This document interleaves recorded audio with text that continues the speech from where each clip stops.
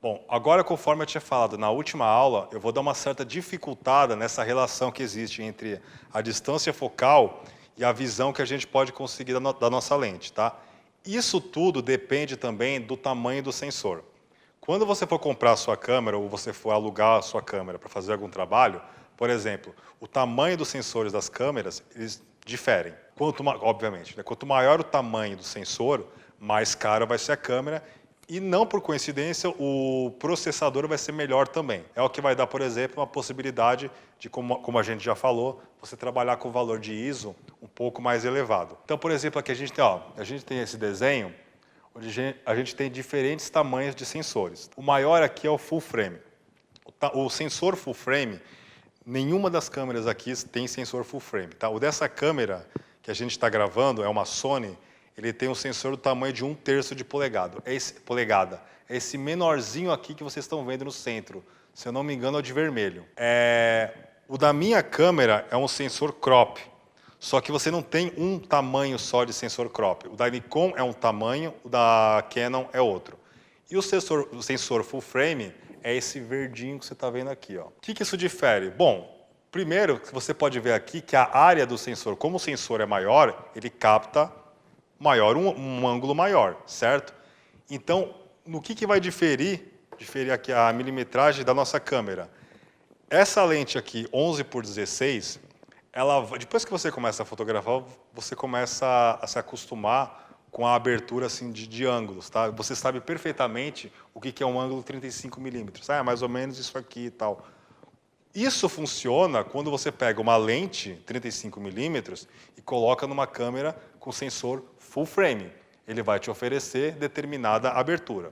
Quando você pega essa lente 35 e coloca na minha câmera, que não é full frame, não tem um sensor de 24x36mm, o ângulo de visão ele vai ser menor. Então, ele não vai ser efetivamente um 35mm.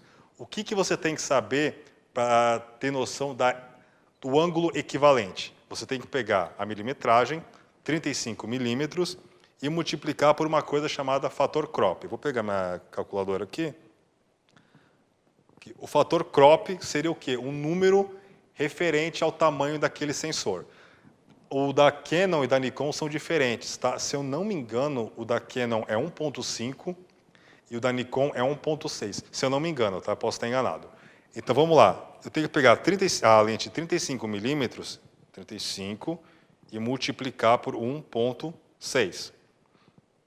Eu vou ter 56mm. Ou seja, essa lente aqui, na verdade, o ângulo de abertura dela numa câmera crop, como a minha, vai me oferecer um ângulo semelhante ou igual ao de uma 50mm. Só o importante, não confunde o ângulo de visão com a compressão de perspectiva. Porque, por exemplo, vamos pegar um exemplo mais drástico assim, né?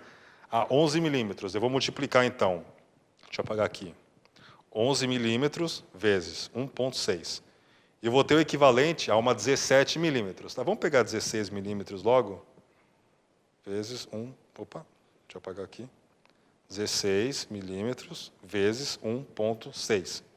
Eu vou ter equivalente a uma 25mm. Isso, de novo, referente ao ângulo de abertura. A compreensão de perspectiva absurda que essa lente te oferece não vai mudar. Os objetos vão continuar aparecendo que estão muito mais longe do que realmente estão, e no caso dessa lente aqui, os objetos vão parecer que estão muito mais comprimidos do que realmente estão. Só por curiosidade, isso aqui é uma 300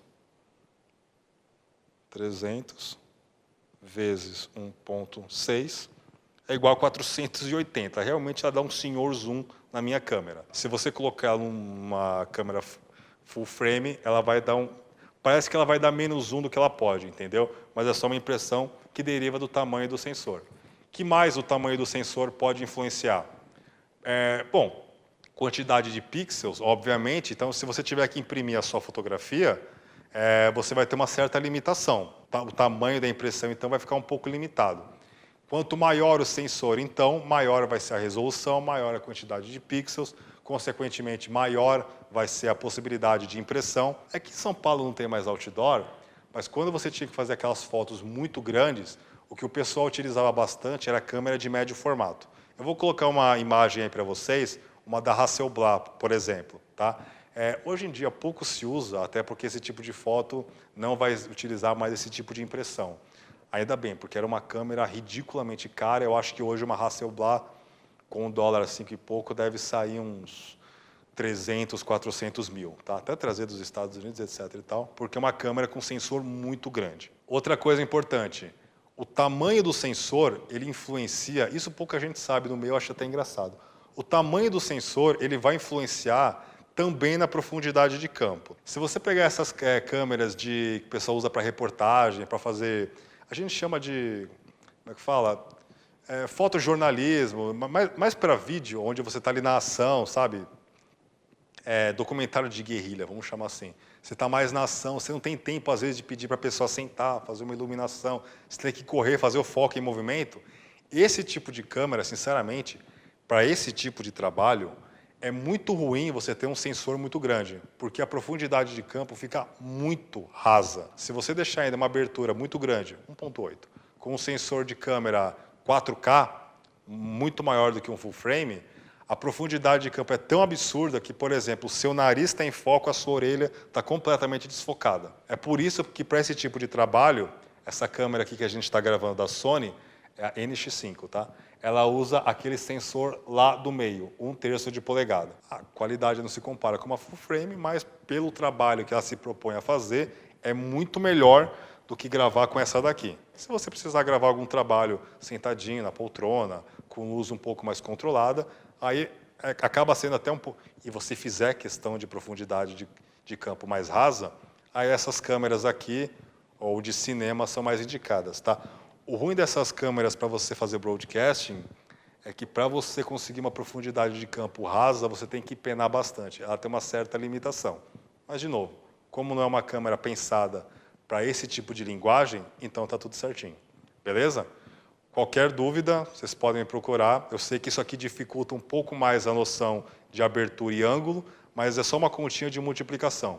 Vai na internet, pesquisa. Fator crop da câmera, sei lá, de fotografia Sony. Fator de crop da Canon Mark III, Mark IV. Fator de crop da Nikon D7100. Tem uma diferença ali, você pega o ângulo da sua lente, multiplica por aquele número e já era. Você vai ter o ângulo equivalente. Beleza? Até mais.